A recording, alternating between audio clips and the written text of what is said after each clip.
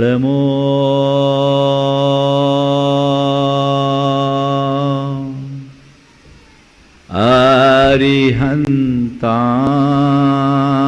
अरिहन्ताणम्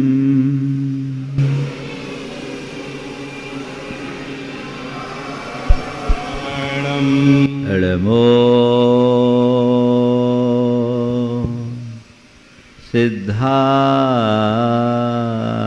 सिद्धाणम् नमो सिद्धाणम् ळमो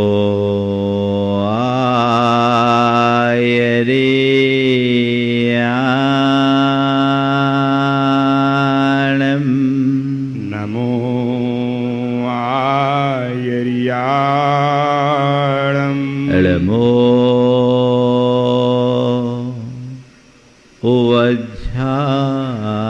वज्झायाणम् नमो वज्झायाणम् ळमो लोये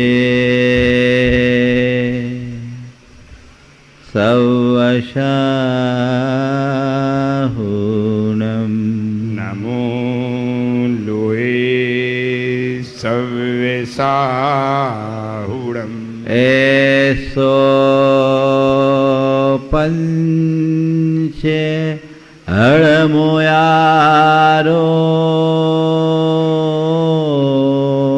एषो पंच नमो यारो सव्वपावपणाशनो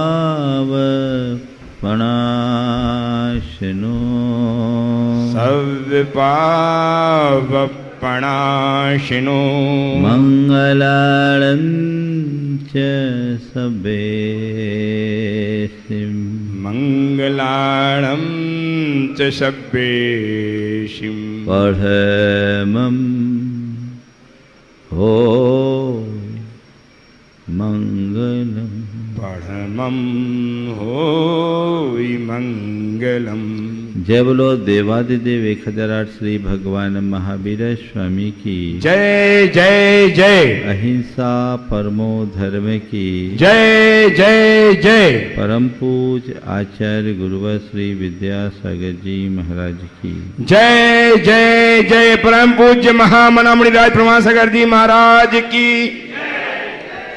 मुनि संघ की। आज स्वतंत्रता दिवस है। पूरा देश आजादी के जश्न में डूबा हुआ है और ये स्वाभाविक भी है। एक लंबे संघर्ष के बाद देश स्वतंत्र हुआ, हमें आज़ादी मिली, तो उसका उत्सव मनाना प्रत्येक देशवासी का धर्म है, कर्तव्य है। लेकिन मेरे मन में कुछ सवाल आ रहे हैं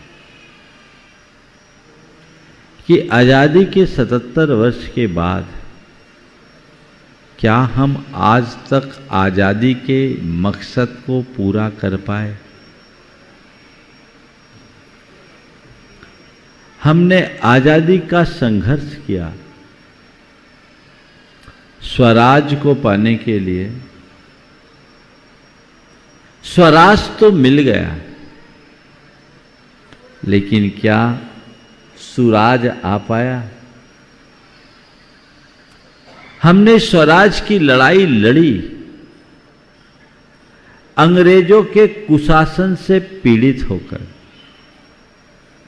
अंग्रेजों ने लंबे समय तक हमारे देश को लूटा खसोटा, सोने की चिड़िया के सारे पर काट डाले, लूट लिए, नोच डाले। हमने उन सब से बचने के लिए संघर्ष किया। स्वराज मिला, लेकिन सुराज क्यों नहीं आ पाया? ये अहम प्रश्न है। मेरे ख्याल से इसकी एक ही वजह है कि हमने व्यवस्थागत आजादी तो पाली, लेकिन अवस्था को संभालने का कोई प्रयत्न नहीं किया। जब तक हमारी मानसिकता परिवर्तित नहीं होगी, तब तक आजादी का मायना सार्थक नहीं हो पाएगा। जब हम देश के इतिहास को पलट कर देखते हैं, उन दिनों पर जब हमारी दृष्टि जाती है, जब स्वतंत्रता का संग्राम छिड़ा हुआ था, उस समय लोगों के हृदय में देश के प्रति भक्ति थी, जज्बात था। सब कुछ अर्पित करने के लिए लोग तत्पर होते थे। और उन्होंने जब अपना सब कुछ पाया, तभी हम लोग अंग्रेजों से मुक्ति पा पाए। लेकिन मुझे लगता है कि जब परतंत्रता थी तो कर्म भूमि थी, अब स्वतंत्रता मिल गई तो भोग भूमि आ गई। उस समय लोग देश के निर्माण के लिए सब कुछ खपाते थे। आज मानसिकता ऐसी बदल गई कि सब लोग केवल व्यक्तिगत लाभ की बात सोचने लगे। यही हमारे देश को पीछे करने का एक कारण है। आजादी के इस 77वें वर्षगांठ पर मैं कुछ संदेश देना चाहता हूं। 77 पूरे हुए ना, 77वां हुआ, 76 पूरे हुए। मेरे देखिए, यदि 4 बातों पर अमल किया जाए तो हम भारत को भारत बना सकते हैं। सबसे पहली बात, देश प्रेम। अपने देश के प्रति प्रेम। यद्यपि सभी के हृदय में देश प्रेम की भावना दिखाई पड़ती है, लेकिन यथार्थ देखा जाए तो देश प्रेम जिस रूप में घटित होना चाहिए वो नजर नहीं आता। आपके हृदय में देश प्रेम है कि नहीं, इसको कैसे जांचोगे? बोलो, मेरे हृदय में देश प्रेम है कि नहीं, कैसे जांचोगे? भारत माता की जय लगाकर, जय बोलकर नहीं। देश प्रेम की अभिव्यक्ति तभी होगी जब तुम्हारे मन में देशी से प्रेम होगा। समझ में आ रही बात? तुम देश प्रेम की बात करते हो और स्वदेशी की उपेक्षा करते हो। अगर हमारी दृष्टि देशी पर केंद्रित हो जाए और हम सब बातों में देशी को प्रमुखता दें, तो देश का न केवल अर्थतंत्र मजबूत होगा, अपितु देश की देश का जो आंतरिक ढांचा है वह भी मजबूत होगा। आज बात देश का करते हैं और उपयोग विदेशी का करते हैं। बदलाव चाहिए। यद्यपि हमारे प्रधानमंत्री ने मेक इन इंडिया का नारा दिया, पर इंडिया लग जाने से उसी में गड़बड़। भारत में निर्मित, जब तक व्यक्ति के हृदय में स्वदेशी के प्रति जुड़ाव नहीं होगा, हम अपने देश को आगे नहीं बढ़ा पाएंगे।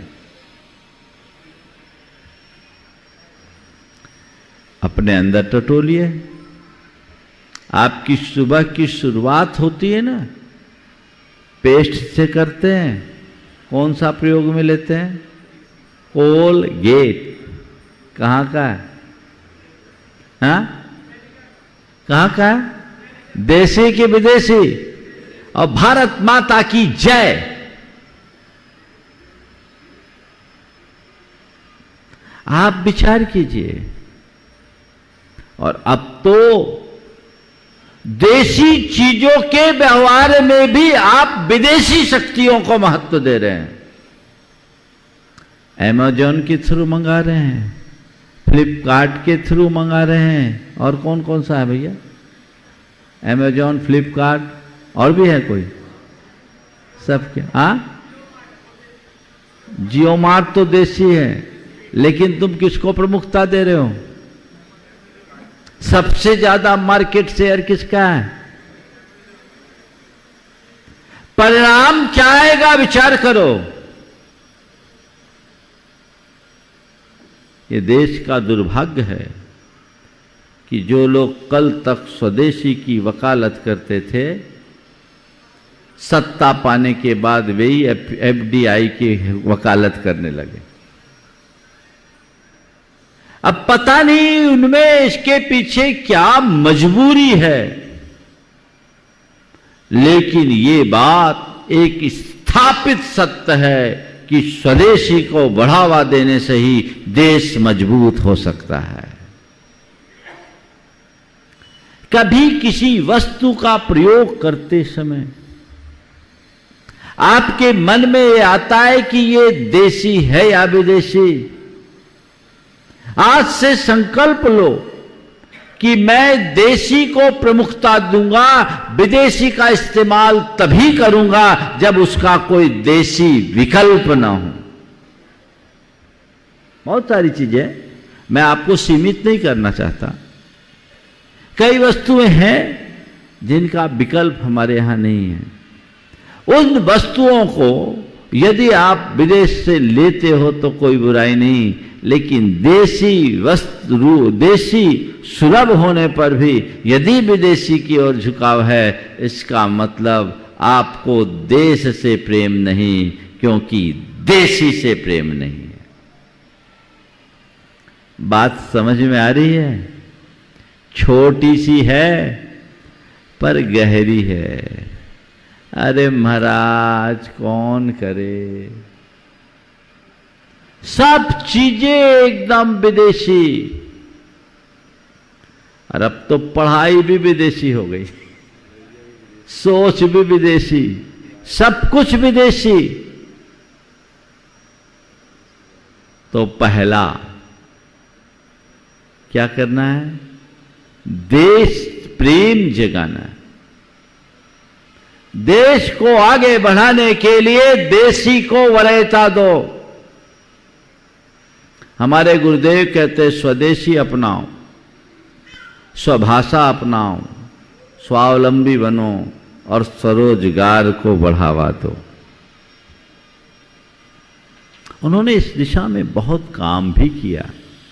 राष्ट्र के निर्माण के लिए ये अत्यधिक आवश्यकता है। दूसरी बात, सांस्कृतिक निष्ठा का विकास हो। व्यक्ति के हृदय में अपनी संस्कृति के प्रति, अपनी परंपरा के प्रति प्रगाढ़ लगाव होना चाहिए, श्रद्धा होनी चाहिए, निष्ठा होनी चाहिए। आज इसका भी बहुत अभाव दिखता जा रहा है। भारत में जन्मे हो, भारत की मिट्टी और में पले बड़े हो, भारत का अन्न खाते हो, भारत का पानी पीते हो और भारत की हवा में सांस लेते हो, लेकिन भाषा दूसरी बोलते हो, विचारधारा दूसरी अपनाते हो। कैसे आगे बढ़ोगे? हमारे यहां कहा गया जननी जन्मभूमिश्च स्वर्गादपि गरीयसी। मातृभूमि के प्रति लगाव तभी होगा जब तुम्हारे हृदय में उस संस्कृति से प्रेम होगा, संस्कृति के प्रति लगाव। पुराने जमाने में हमारी जो शिक्षा होती थी, उस शिक्षा में सांस्कृतिक मूल्यों का पाठ पढ़ाया जाता था। हमारे लिए परंपरागत सब बातों का प्रारंभ से ही ज्ञान हो जाता था।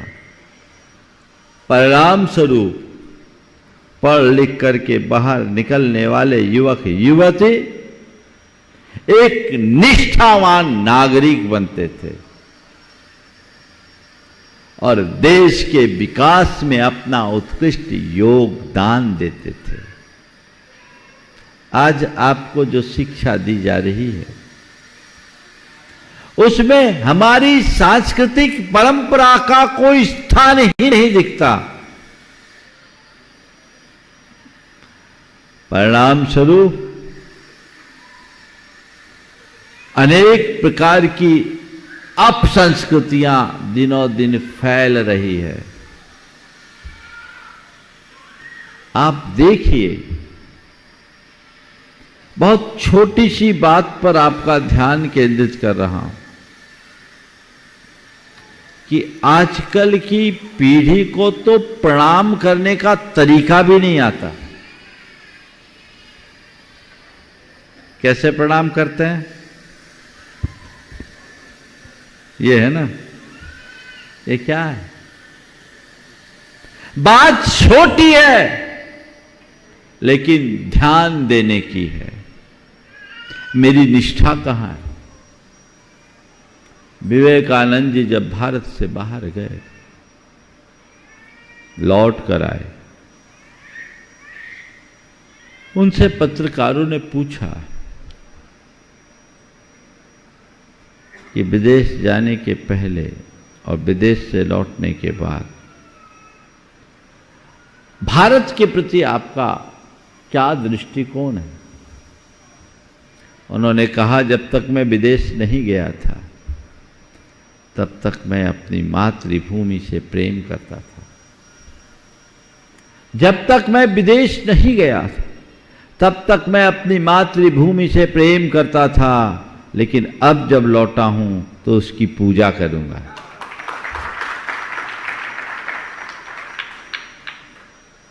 उनके एक शब्द ने सबका मन मोह लिया था। विश्व धर्म संसद में, अमेरिका में, शिकागो में अभी भी चालू, आज विश्व धर्म संसद, world parliament, religion parliament program है वहां। ब्रदर एंड सिस्टर, एक वाक्य सबका मन मोह लिया।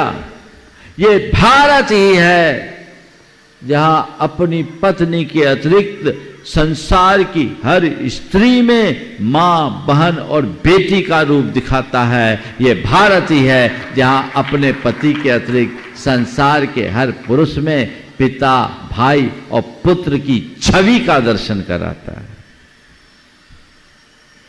ये भारत है जहां वसुधैव कुटुंबकम की बात की गई। ये भारत है जहां सर्वभूतात्म भावना की बात की गई। ये भारत है जहां आत्मोपौम्य की उदात्त भावना है, जहां की संस्कृति में अहिंसा, प्रेम, करुणा, परस्परता, बंधुत्व जैसे उदात्त जीवन मूल्यों को महत्व दिया जाता है। अपने अंदर देखो, क्या मैं अपने जीवन के इन उदात्त मूल्यों को महत्व देता हूं या इनको नजरअंदाज करके चलता हूं? क्या करता हूं मुझे देखना है।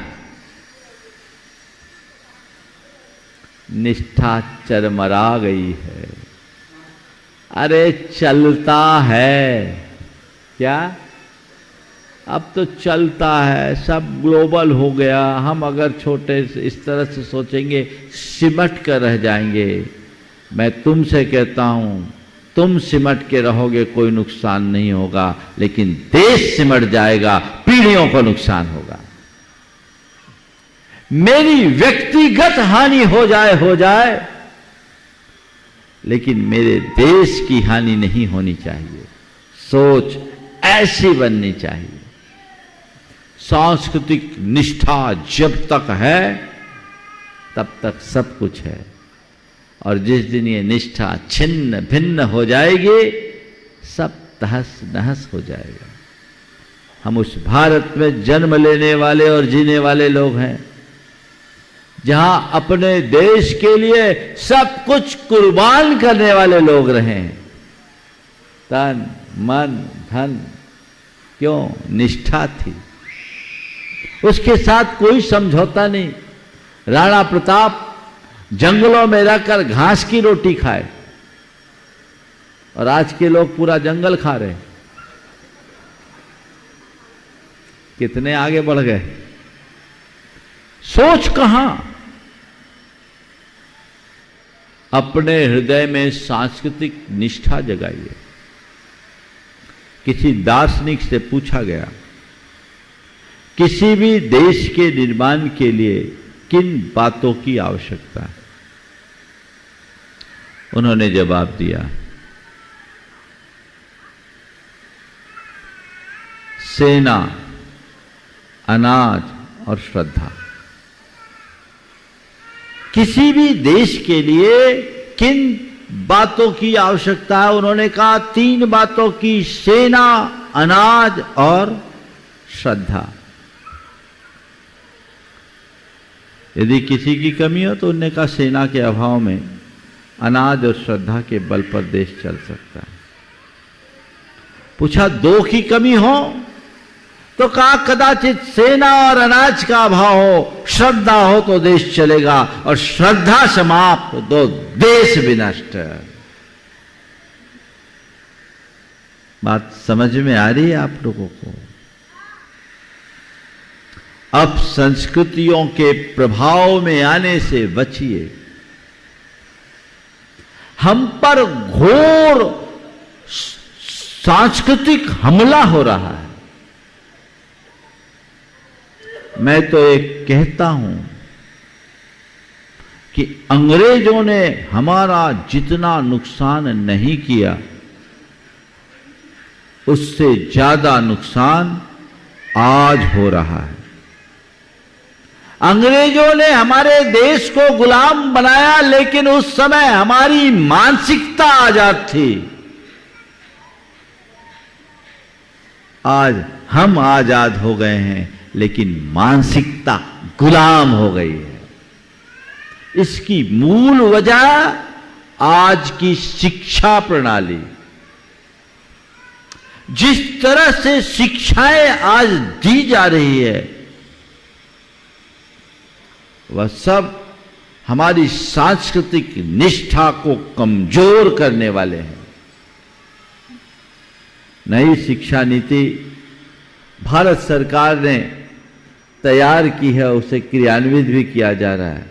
हमें कोशिश करनी चाहिए एक ऐसी शिक्षा नीति को विकसित करने की जिसमें भारत की आत्मा बसती हो, जिसमें भारतीय संस्कृति के मूलभूत तत्वों का पाठ पढ़ाया जाता हो। ऐसी निष्ठा अंदर जग जाए तो फिर कोई व्यक्ति हिल नहीं सकता। लेकिन ये सब बातें अब गौण हो गई। अगर तुम्हारी सांस्कृतिक निष्ठा है तो तुम स्वदेशी को महत्व दोगे, स्वभाषा को महत्व दोगे, स्वभूषा को महत्व दोगे। समझ गए? आजकल क्या हुआ? भाषा बदल गई, भूषा बदल गई, भोजन बदल गया और भेषज बदल गया। ये आक्रमण है। भाषा, भूषा, भोजन और भेषज सब बदल गए। भाषा तो अब बदल ही गई। हिंदी तो लोग समझते ही नहीं। पूछेंगे कि भैया 47 क्या होता है तो बच्चे इधर उधर देखेंगे। बच्चे क्या, बड़े कदाचित समझ जाए, लेकिन लिखने के लिए कहे तो 47 लिखना जानेंगे, 47 नहीं। भाषा ही बदल गई। ध्यान रखने की बात है कि भाषा में संस्कृति का प्रवाह रहता है।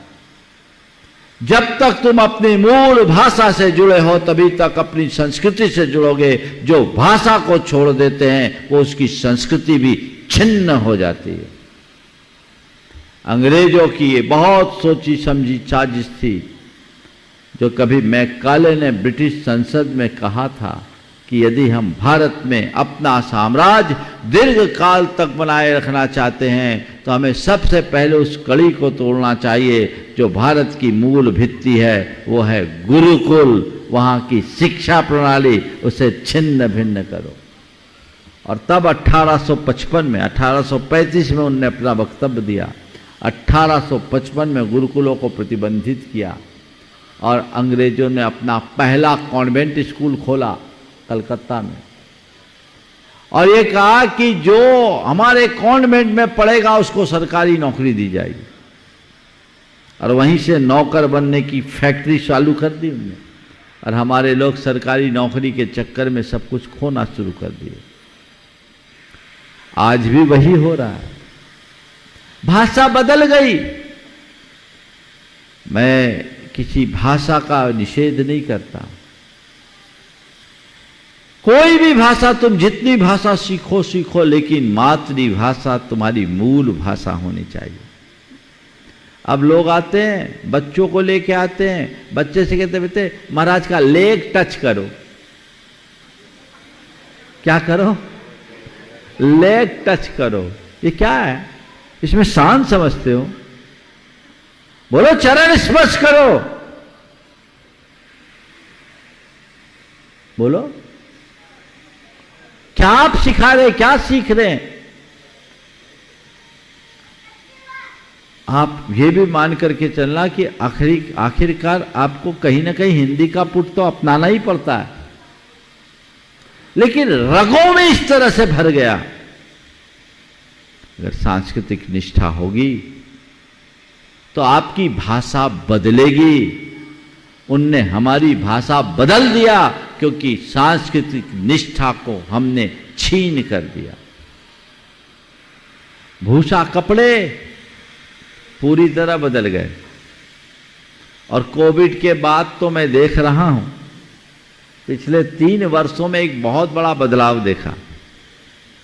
महिलाओं की साड़ी लगभग 90% उतर गई,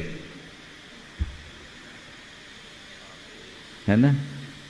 आप क्या पहने क्या नहीं पहने ये आपका अपना चुनाव, लेकिन मेरा तो केवल एक ही संदेश है कि कोई स्त्री जब भारतीय परिधान पहन कर आती है तो उसमें मां और देवी का रूप दिखाई पड़ता है।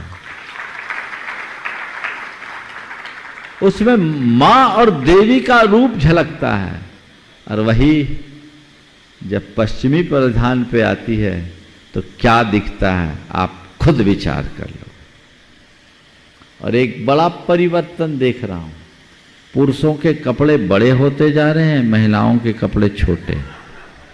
मुझे यही समझ में नहीं आता कि कपड़े तन ढांकने के लिए पहन रहे हैं कि तन दिखाने के लिए। यह आपको तय करना है। सोच बदली इसलिए भूषा बदली। सवाल कपड़े के पहनने का नहीं है, सवाल उससे जुड़ी मानसिकता का है। मानसिकता बदली, चीजें बदल गई और भोजन भी बदल गया। एक लेख पढ़ा था, आप समोसे और कचौड़ी लोगों को कम पसंद आते, पिज्जा और बर्गर ज्यादा, जिसमें कोई जान नहीं है, फास्ट फूड है, पेट का कबाड़ा करने वाले। हमारे देश के जितने भी पकवान और व्यंजन हैं, मिष्टान हैं, वे सब हेल्दी रहे, उससे कभी नुकसान नहीं हुआ। नुकसान तभी हुआ जब मात्रा से ज्यादा खाओ। लेकिन आज ये अटर सटर सब जा रहा है। और स्वदेशी को तो आप लोग भूल ही गए। अब खाजा है, फीनी है, घेवर है, ये सब बनाना शायद ही कोई जानते होंगे। अब तो YouTube में देख देख कर नए नए डिश तैयार किए जाते हैं। आप सीखिए, लेकिन जो मूलभूत है उसे कभी मत भूलिए। वही इस मिट्टी के अनुकूल है, वही हेल्दी है। भोजन भी बदल गया। इस भोजन के परिवर्तन में कई अभक्ष्य पदार्थ आपके सेवन में आने लगे। जितने भी डब्बा बंद खाद्य पदार्थ हैं वो अपने शरीर के लिए महाहानिकारक हैं। इनका ख्याल रखना चाहिए।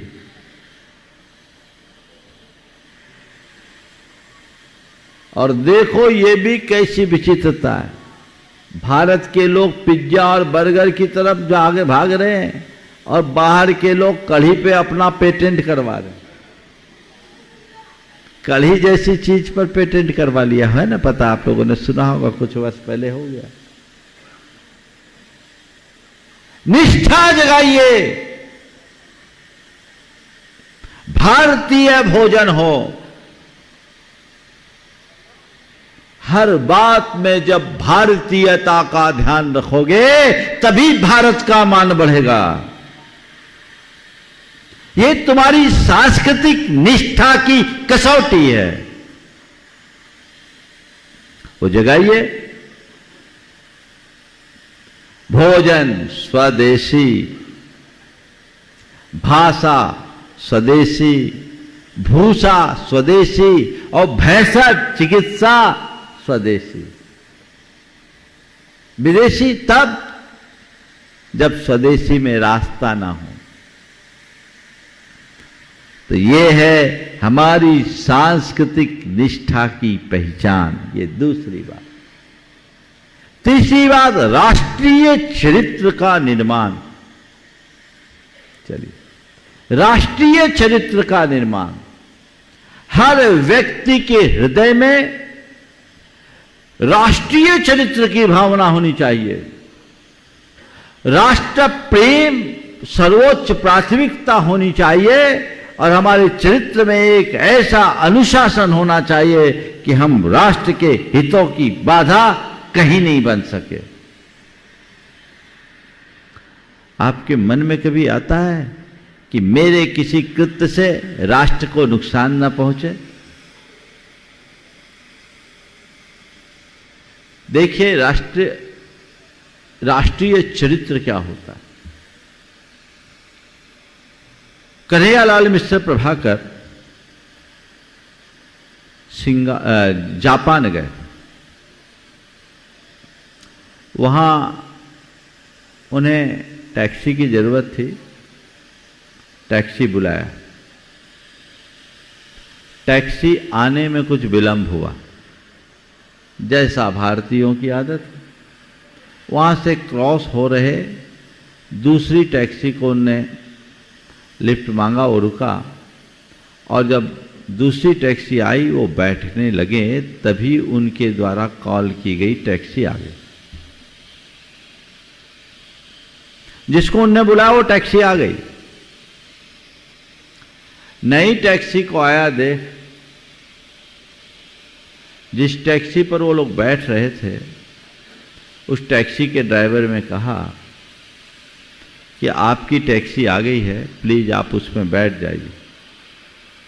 आपकी टैक्सी आ गई है, प्लीज आप उस पर बैठ जाइए। तो जो आगत टैक्सी वाला था, उस ड्राइवर ने कहा नहीं, ऐसा करना उचित नहीं होगा।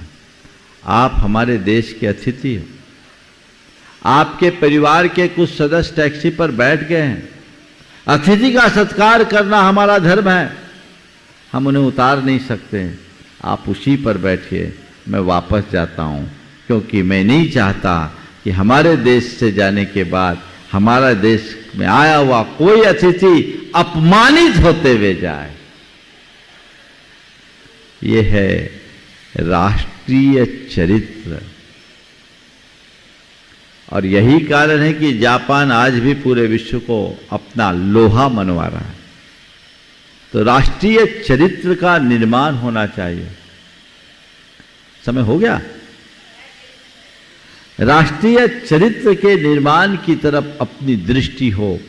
ये दृष्टि जब बढ़ेगी तभी हम कुछ अच्छा कर पाएंगे। और चौथी बात जो सबके लिए सबसे जरूरी है, देश को आगे बढ़ना है तो हर व्यक्ति स्वावलंबी और परिश्रमी बने। स्वावलंबन की भावना हो, मेहनत हो, स्वयं के उत्कर्ष के लिए शॉर्टकट अपनाना बंद करे।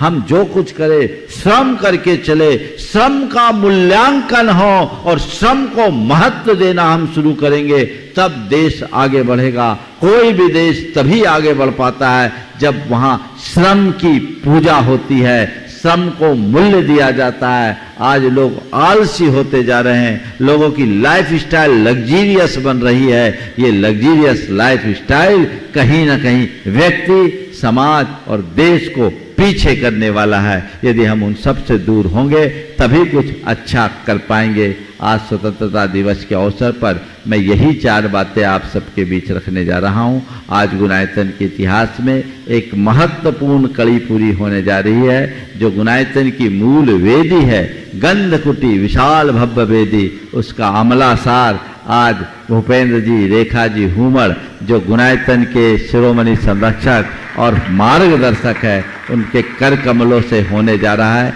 ये इनके महान सौभाग्य का क्षण है। समय आप सबका हो गया है। अभी हम लोग वहीं जाकर के उस कार्यक्रम को संपन्न करेंगे और उसके उपरांत आज राष्ट्रीय ध्वज का भी झंडा तोलन के माध्यम से कार्यक्रम संपन्न होगा। हम सब अब यहाँ से चलेंगे। समय आप सबका हो गया है। यहीं पर विराम। बोलिए परम पूज आचार्य गुरुवर श्री विद्यासागर।